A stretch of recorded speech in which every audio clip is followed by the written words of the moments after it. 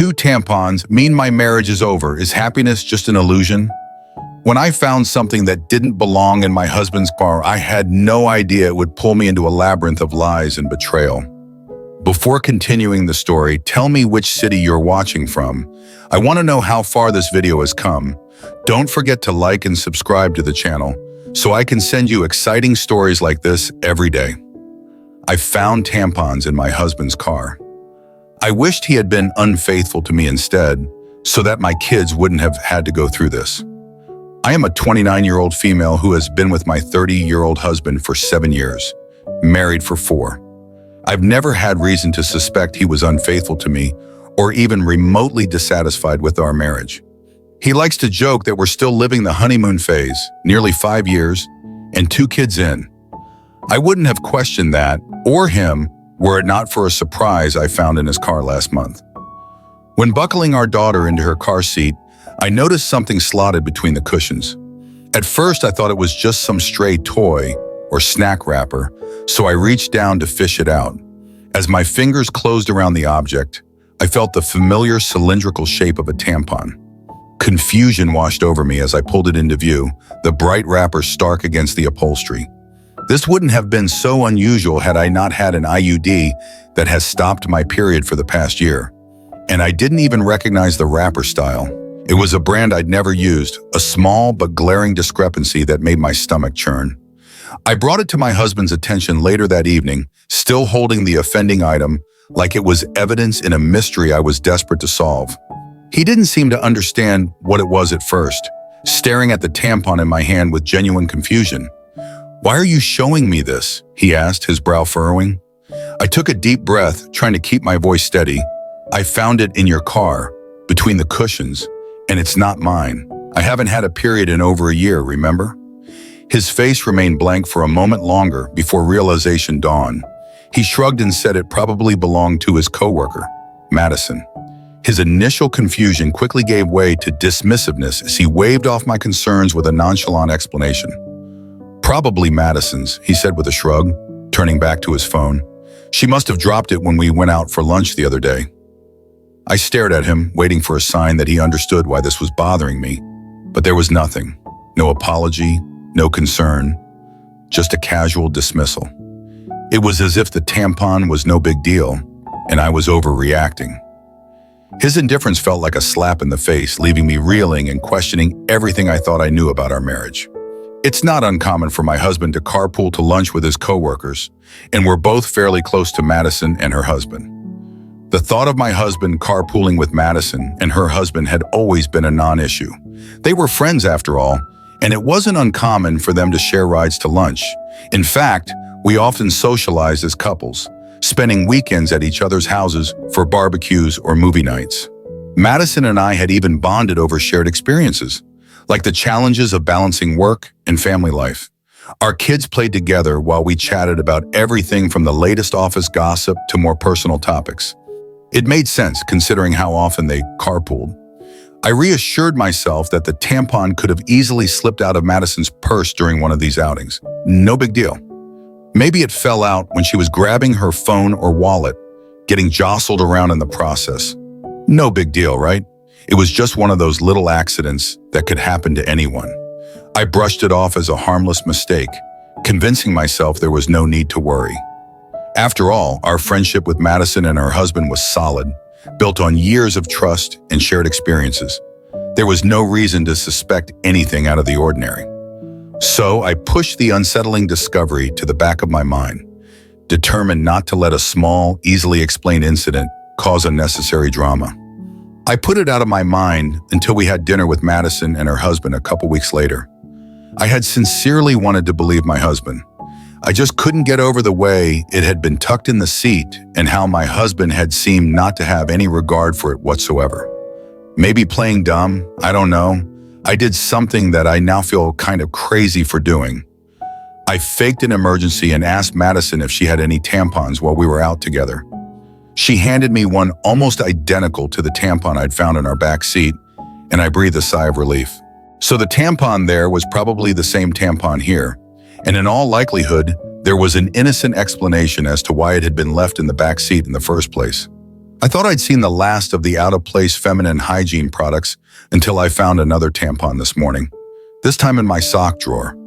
I feel physically ill at the thought of my husband having an affair, and even more nauseated at the thought that the woman might have left these tampons out for me to find. If it was my husband's coworker, why would she give herself away by offering me one the other night? In any other situation, I would want to talk to my husband about this, but I feel too sick and embarrassed to approach him with what I found. Contemplating every possible source of 2 tampons has been my personal hell for the past few weeks, but I wanted to share an update. Shortly after posting here, I told my sister what happened: the tampon in the back seat and the sock drawer, my husband's cluelessness, the tampon from Madison, and all the things I suspected but didn't want to believe. We compared tampons, save for the back seat one I had already discarded, and they were a match, just in different absorbents. I hadn't left either in a place where my husband or daughters would have found them and moved them around.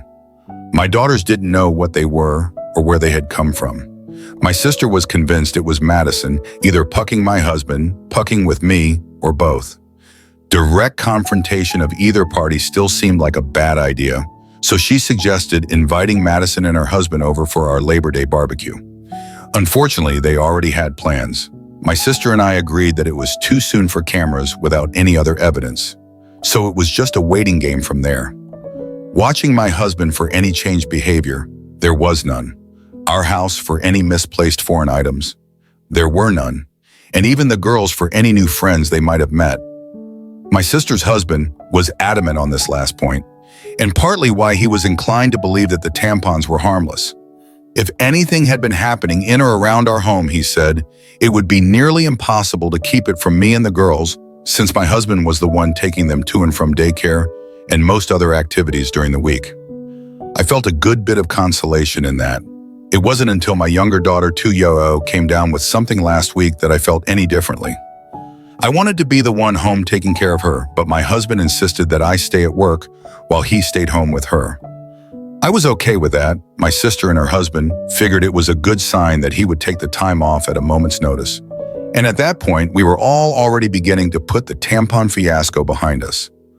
By the 3rd or 4th day, I was just happy to see a near healthy child and a husband who was helping see her through it. Toward the end of that week, though, I came home to something strange. The toddler that I'd left that morning in an old PJ set was now dressed in a onesie I'd never seen before, with a tiny clip in her hair. I can't say I have the sharpest memory, but I have a pretty good tin of what my kids wear on a day-to-day basis, and particularly what kinds of clothes they wear. I'd sworn off the full-length sleep suits with snaps across the front long before we'd ever had our second. The long snaps are just a pain in the ass and a no-go for efficient diaper changes. IMO. It's just not something I would dress her in, and my husband knows as much. He doesn't plan for or buy the girls' clothes, and he certainly doesn't accessorize them. So I was bewildered and kind of floored at the thought of someone around our sick child without my knowledge. I didn't think twice, and I went straight to my husband to ask if anyone had been over to see him or the girls. He seemed confused like before and asked me why I would think that. It had just been him and the kids all day. I asked him again if someone had so much as stopped by to say hello, and he denied it. He told me to calm down. I might have lashed out and come forward with the accusations right then and there, but our older daughter was in the room and she sensed something was up. In a calmer voice, I asked him a 3rd time if anyone had been around our children, and my husband swore that the girls hadn't been around anyone but him. He also denied buying new clothes or doing anyone's hair. With our daughter in the room and my emotions all over the place, I decided to leave it. I couldn't make sense of it then, and it hardly seems clearer now, after I've driven myself half crazy with explanations that aren't adding up. After nearly losing my mind over a hair clip in a onesie, I realized I wasn't getting anywhere with the accusations and half-baked guesswork. I'd gotten so absorbed in the paranoia and misery of my situation that I wasn't sleeping, eating, or caring for my kids the way I should have been. And I wasn't getting any answers. So I decided to pull the trigger on the hidden cameras and have them shipped to my sister's house, with my brother-in-law agreeing to help with the install setup over at mine. Before the cameras were ever delivered, though, I got my long-awaited confirmation. last week. The day began like any other weekday morning in our bustling household. My husband and I rushed around, trying to corral our two energetic daughters into their school uniforms, all while attempting to grab a quick bite to eat ourselves. Despite the chaos, there was a sense of camaraderie in the air, as if we were all in this hectic dance together. Once the girls were dropped off at school, my husband and I went about our respective workdays, counting down the hours until we could reunite with our little ones.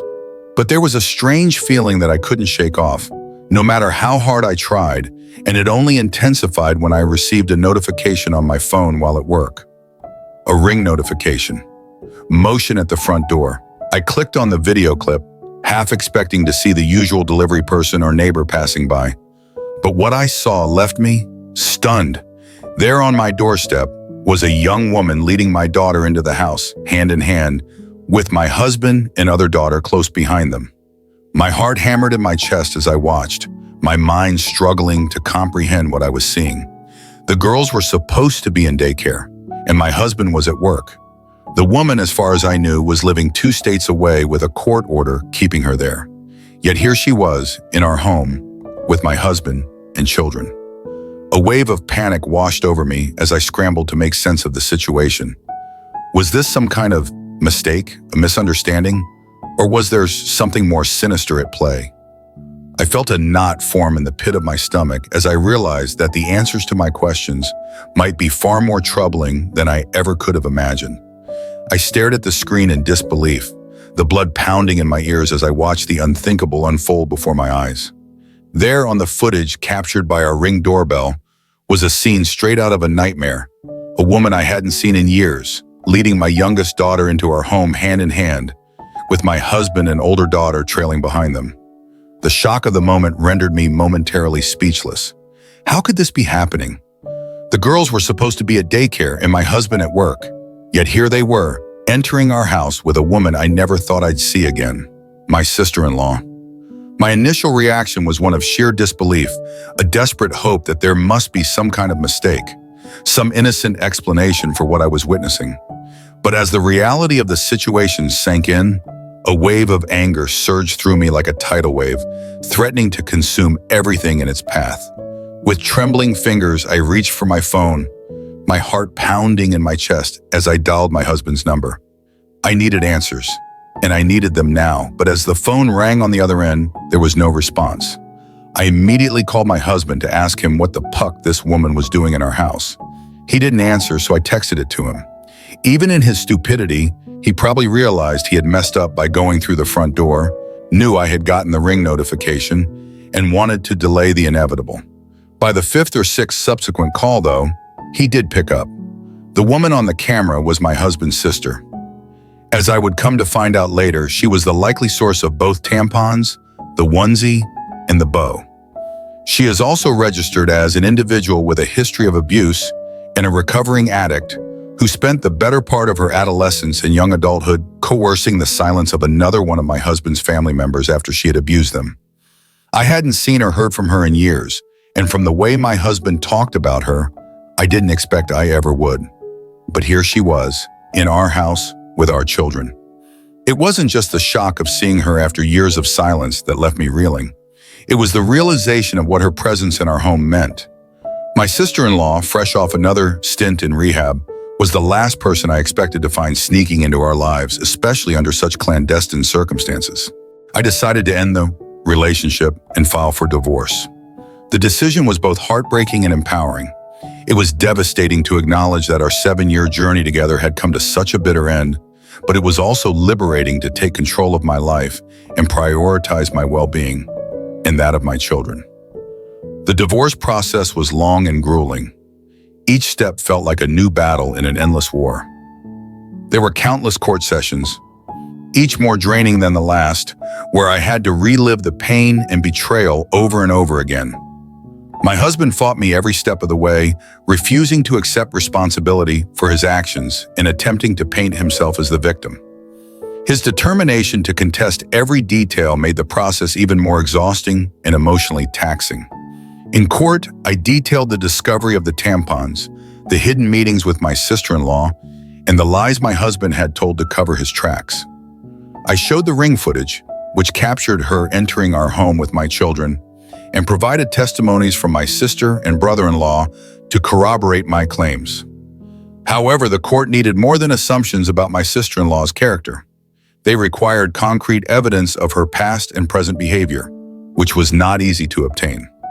Despite these challenges, I remained focused on the bigger picture. I emphasized my husband's deceit and the breach of trust, which were undeniable. The court recognized the complexity of the situation and the emotional turmoil it had caused. After months of legal battles and countless court sessions, the court ruled in my favor. I was granted primary custody of our daughters, with my husband receiving supervised visitation rights.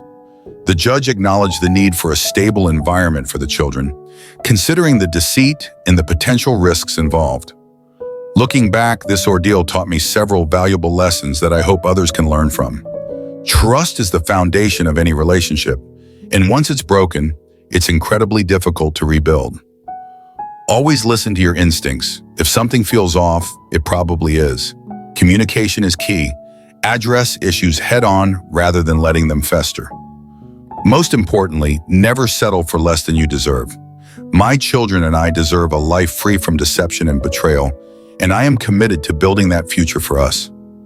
Looking back on everything that has happened, my emotions are a mix of pain, loss, and ultimately relief. I won't deny there were days when I felt completely shattered, as if my entire world had crumbled. But step by step, I learned to stand up for myself and protect what matters most: my children. What I went through was not just a betrayal in marriage, but a profound lesson about self-respect and trust. I realized that allowing others to deceive or manipulate you is unacceptable, and sometimes freedom comes from letting go of the things that hurt you. My children deserve a strong mother and a life built on honesty and love. In the end, I want to tell all of you, no matter how difficult life gets, always remember that you deserve happiness. Don't be afraid to stand up and face the truth, because it will set you free. If this story resonated with you, please leave a comment, share your thoughts, and don't forget to hit the subscribe button to our channel so you won't miss more touching stories like this one. Thank you for listening.